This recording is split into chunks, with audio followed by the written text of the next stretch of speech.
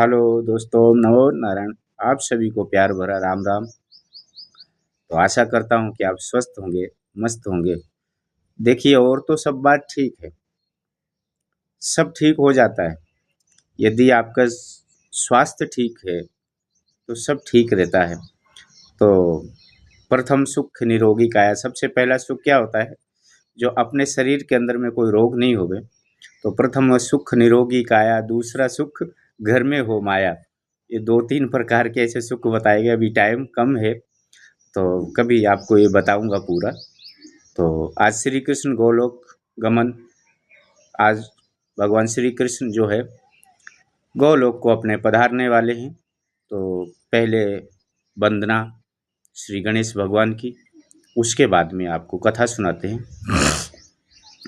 ओम कर्पूरे गौरम करुणावतारम संसार सारम भुजगेन्द्रहारम सदा वसन्तं हृदयारविन्दे भवं भवानी सहितं नमामि। मन्दारमालाय कलिकालकाय कपालमालाय किजिगन्धराय दिगम्बराय च दिगम्बराय नमः शिवाय च नमः शिवाय। श्री अखंडानंद बोधाय सुख संतापरणम सच्चिदानंद स्वरूपाय शंकराय नमो नमः। श्री राम जय जय राम, बोलो श्री राम जय जय राम, बोलो श्री राम जय जय राम। आइए तो सर्व संसार की मंगल में कामना करते हुए आपको ले चलते हैं भगवान की कथा की ओर। तो चलिए, कथा कुछ इस प्रकार से है। सुनने में बहुत आनंद आता है और मुझे सुनाने में भी बहुत आनंद आता है।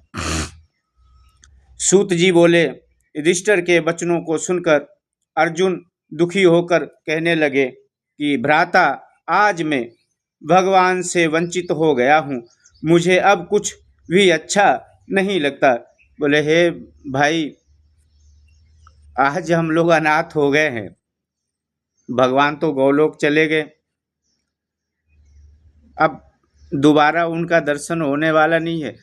भाई, अब तो अंदर ही दर्शन कर सकते हो, घट के अंदर। बाकी सूक्ष्म रूप से वो तो अभी जो शरीर रूप था वो त्याग करके चले गए। ये संसार का नियम है, जो इस शरीर में आता है उसको जाना ही पड़ता है, क्योंकि जीव आत्मा अमर है, शरीर अमर नहीं है। इसीलिए शरीर तो सबको छोड़ना पड़ता है। नहीं लगता है आज उनके बिना मैं तेजहीन हो गया हूँ। बोले, आज हमारी अंदर से आत्मा ही निकल गई, तेज खत्म हो गया है। होना भी ऐसा ही चाहिए, क्यों? भक्त और भगवान एक ही होते हैं, एक ही सिक्के के दो पहलू होते। यदि भक्त नहीं हो तो भगवान को कौन पहचाने, और भगवान नहीं हो तो भक्त को कौन पहचाने? दोनों की जोड़ी है। तेजहीन हो गया हूँ, उनकी कृपा, उनकी ही कृपा से मैं स्वयं में अनेकों नरेशों का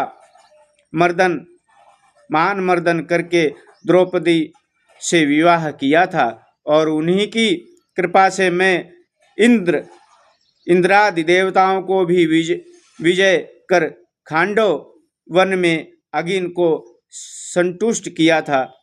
उन्हीं की कृपा से मैं दानव द्वारा आपको यह संभव प्राप्त हुआ था, यह सभा प्राप्त हुआ था। उनकी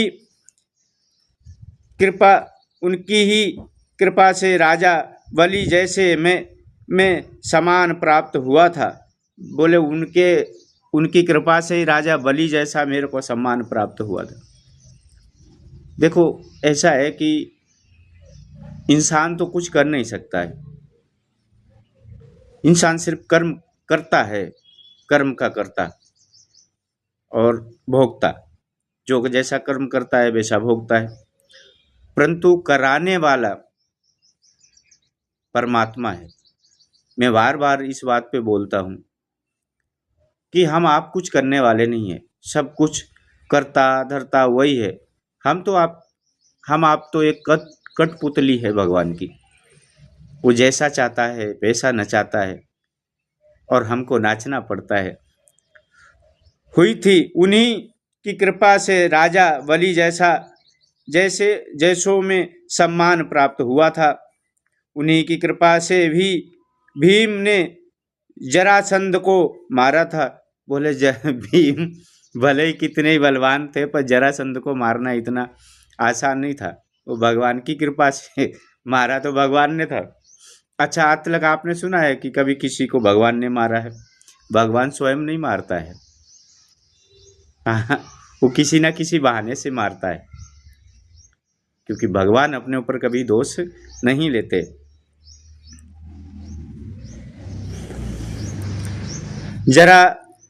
जरासंध को मारा था। उन्हीं ने द्रौपदी की लाज बचाकर वन में सुमित्र के कोप से रक्षा की थी।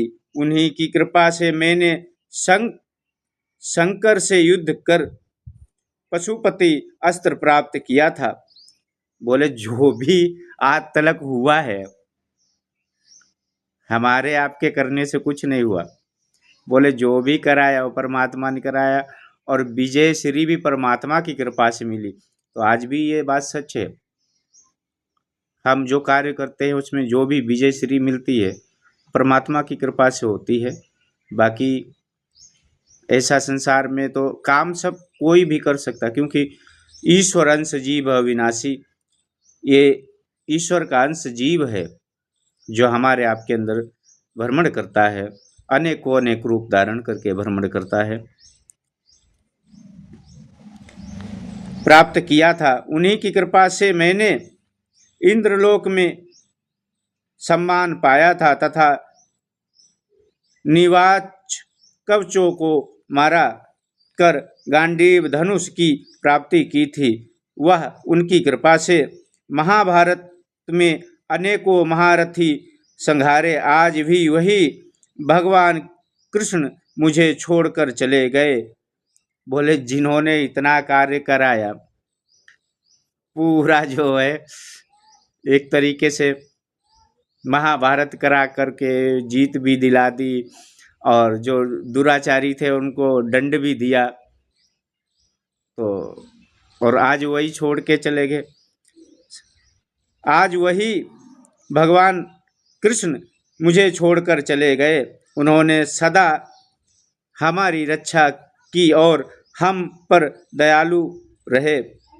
भगवान तो हमेशा सब पे दयालु रहते हैं, पर दया परमात्मा वही जब ही करते हैं जब आप उनका सुमिरन चिंतन करेंगे। परमात्मा का सुमिरन चिंतन बहुत अवश्य है। अरे भाई, इस माया नगरी की बैंक तो तुमने भर ली है, पर वो बैंक जो ओरिजिनल है ना, तुम्हारा डाटा रखती है। ऐसा नहीं यहाँ सरकार के पास में तुम्हारा डाटा है, वो बड़ी सरकार के भी पास में तुम्हारा डाटा रहता है। वैभव और सम्मान मुझे सब उन्हीं से दिलाया। आज अकेले उनके बिना मैं तेजहीन हो गया हूँ। मेरी शक्ति समर्थ सब समाप्त हो गई। मैं अब किसी योग्य नहीं रहा। भाई, जब परमात्मा ही शरीर से निकल जाए तो फिर वो शरीर तो मिट्टी के समान होता है, वो किसी योग्य नहीं रहता है। मैं जब श्री कृष्ण की रानियों को लेकर आ रहा था, उस समय भील लोगों ने आकर घेर लिया। मैंने उनसे संग्राम करना चाहा।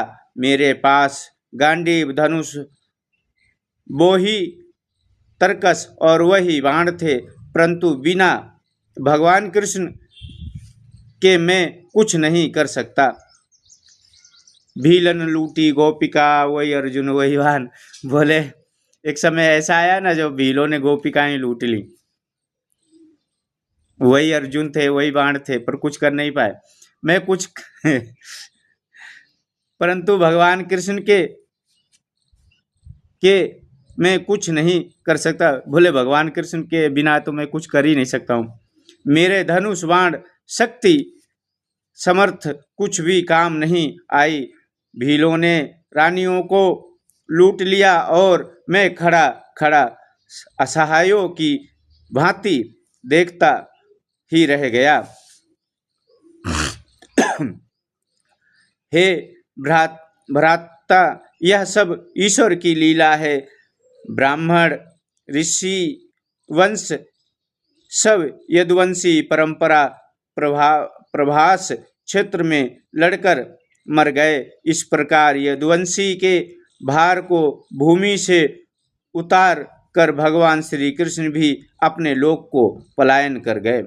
बोले जो ये पृथ्वी पर पाप का भार था ना, तो वो भगवान ने उतार करके पलायन कर गए। तो यदा यदा ही धर्मस्य ग्लानिर्न भवति भारता अभ्यस्तामहं धर्मस्य तदा मान्य श्रुतं मया।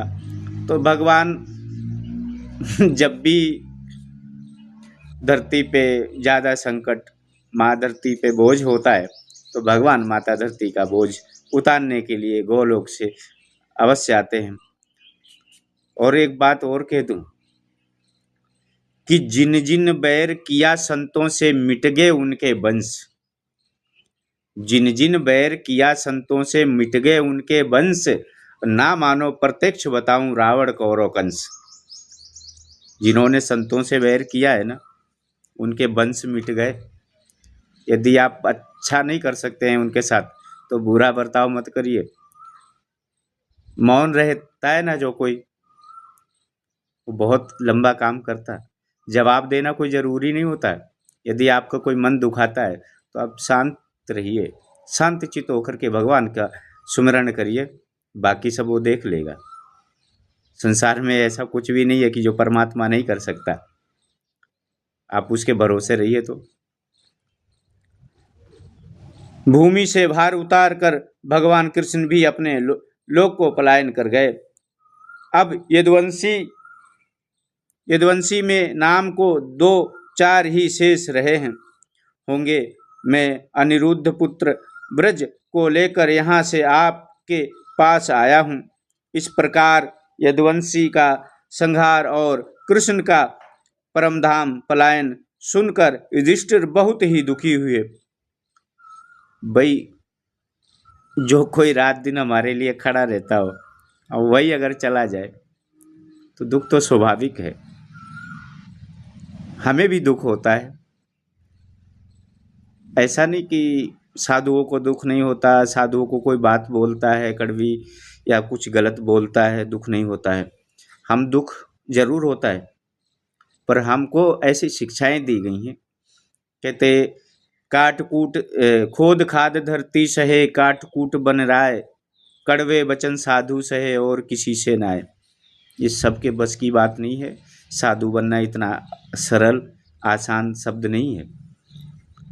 खुद को मारना पड़ता है तब जाके साधु बनता है।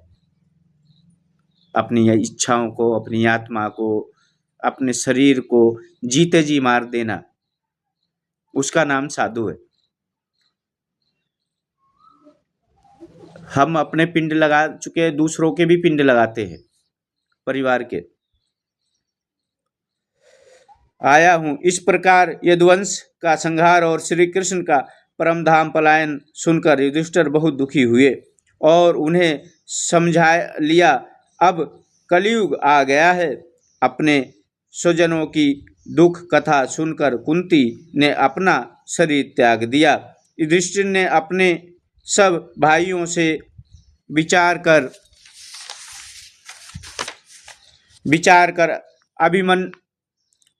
अभिमन्यु सुत परीक्षित को ज्ञान उपदेश तथा राजनीति की दिशा देकर उसे हस्तिनापुर के राज सिंहासन पर बिठाया और उसको राजा बनाकर उसका राज तिलक कर दिया। मथुरा का राज वज्र को दिया और इसके बाद संसार से मोह तोड़कर पांचों भाई द्रौपदी सहित हिमालय तट पर आने का करने चले गए तप करने चले गए।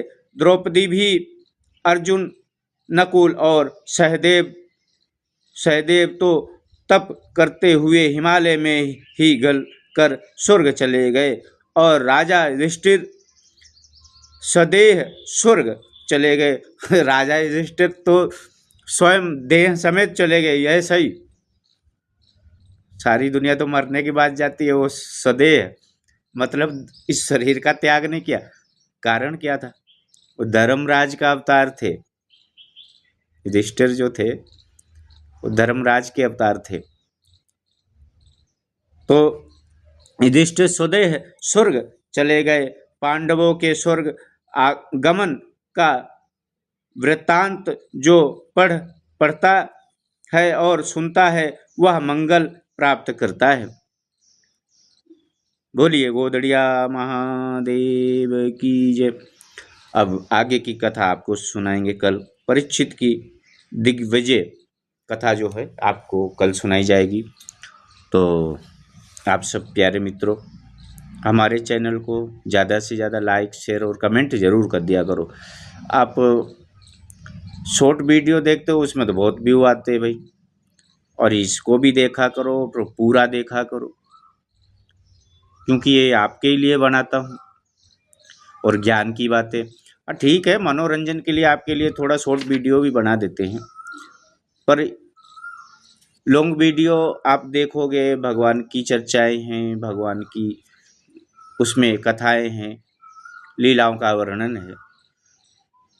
आप सुनो और देखो और पूरा वीडियो देखो और लाइक भी ठोक के करना और कमेंट भी वहाँ लिख देना कमेंट में कुछ ना कुछ, और गड़बड़ नहीं लिखना भाई, साधु महात्मा लोग हैं, ठीक है। मैं तो कोई जवाब नहीं दूंगा ऐसा। फिलहाल देखो, आप समझदार हो और सब्सक्राइब ज़रूर कर ले, ताकि हमारा आपका ये प्यार भरा रिश्ता जो है हमेशा चलता रहे यूं ही। तो इसी के साथ ओम नमो नारायण, जय गुरु महाराज।